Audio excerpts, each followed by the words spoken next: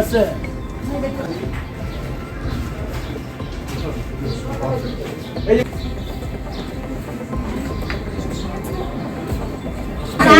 আপনার সামনে তো চলেন অবস্থা করছে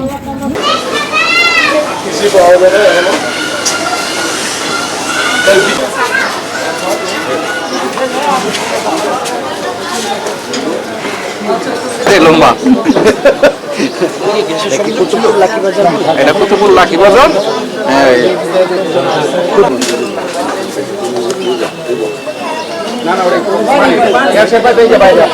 কিছু তো বলো না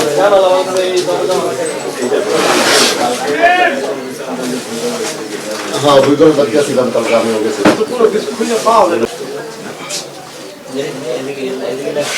ওই দিক থেকে কিছু এই দিক থেকে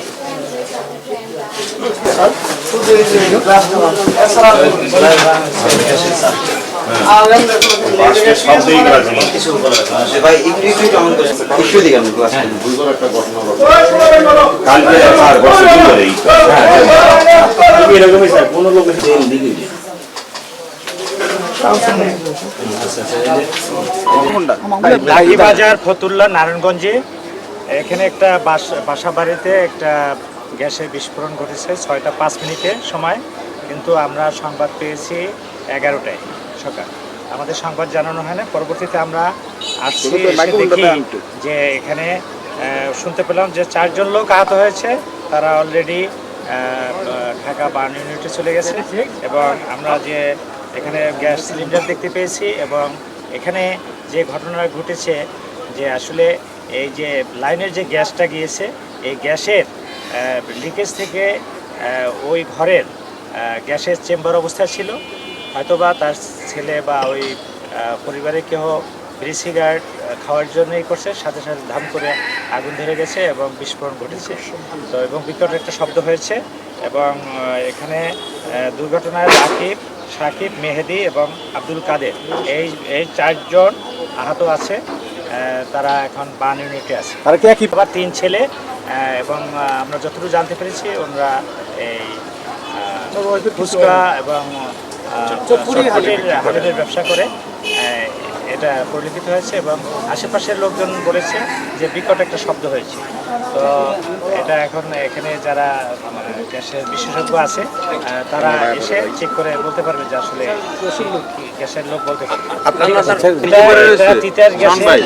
তিতার যে গ্যাসের লিকেজ থেকে আমার বোন নিচে পড়ে বাত ব্যথা, প্যারালাইসিস কিংবা আর্থ্রাইটিস, আধুনিক ফিজিওথেরাপি ও পুনর্বাসন চিকিৎসায় নির্ভরযোগ্য নাম ডিপিআরসি।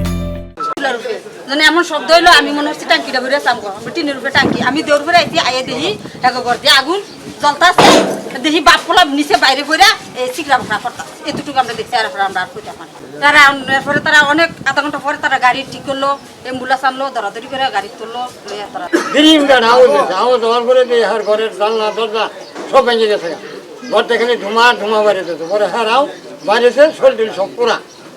পরে আমরা এখানে চিল্লা চিল্লিতে পাশে থেকে মানুষজন আছে, আইয়া করে এখন চললো পরে রাখতে লাগলো, ছেলেকে পরে হাসপাতালে ভরে দিয়েছে, বলে ফেললো। তারা ছেলে হলো 3টা আর বাপ 4 জন, আর এর মারা বাইরে আছে কোনে ঘর।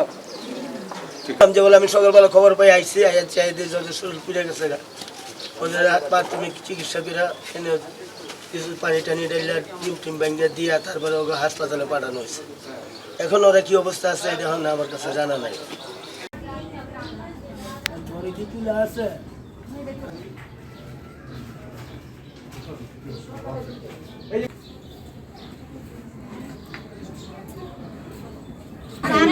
আপনার সামনে তো চলেন অবস্থা করছে